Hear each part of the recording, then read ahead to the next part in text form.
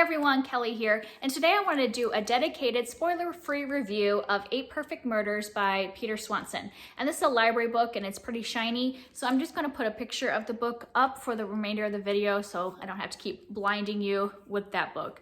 And so this was a book that came out in March of this year. It's a thriller, and the premise of this book is that there is a bookseller named Malcolm, I believe his name is, and Malcolm owns a crime fiction thriller mystery bookstore, and at the very beginning of the book he gets a call from an FBI agent that would like to come and talk to him. There's been some murders, and the only link that she can find between the murders is that they seem to be based off of some books that he previously wrote a blog about. So when he first started at his job, he wrote this blog about the 8 perfect murders in literature. And so that's connecting him to this series of current murders.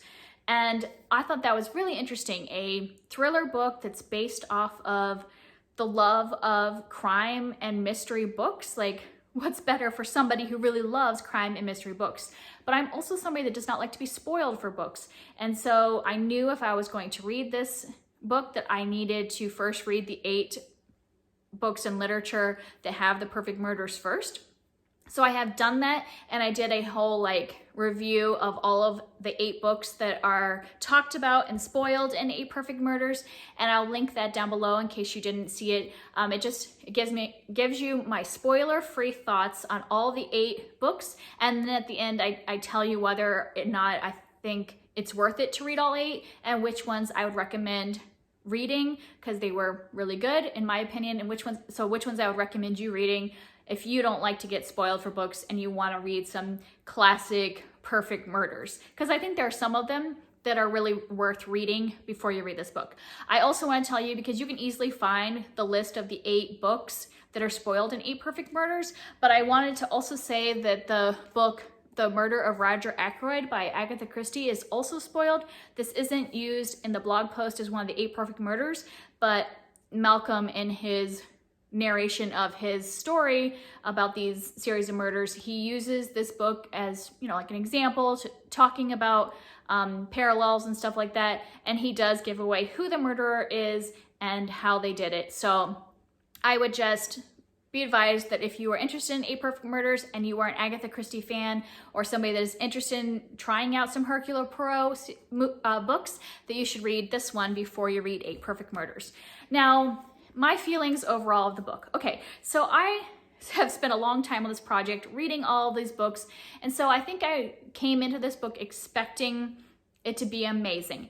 And I would say it is not amazing. It's not a 5-star thriller in my opinion. I did really enjoy just hearing about all the crime fiction and this classic crime literature in this book. That part was really interesting. I was interested throughout the entire book, but I wouldn't say I loved it. It has not become one of my new favorite thrillers, but I did find it interesting. I also think that my experience was richer by having read the 8 Perfect Murders first. It just had me more connected to our main character and into the story. But overall, I was a bit disappointed in the outcome of the story. Not necessarily saying that the climax or the ending was bad. I'm saying in general, the plot just didn't have a lot of twists and turns. I've read a couple other books by Peter Swanson, and I felt like they had a lot of really clever twists that I didn't see coming.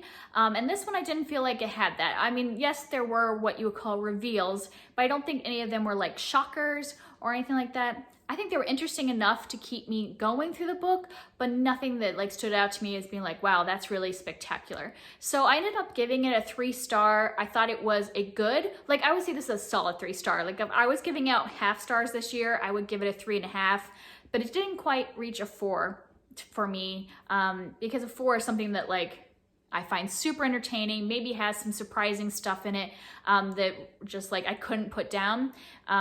And this is not that. I took a little while to read this book. I wasn't super invested in it, even though I had read the 8 Perfect Murders. Yeah, I was just a little disappointed in that, but I think it's a good book.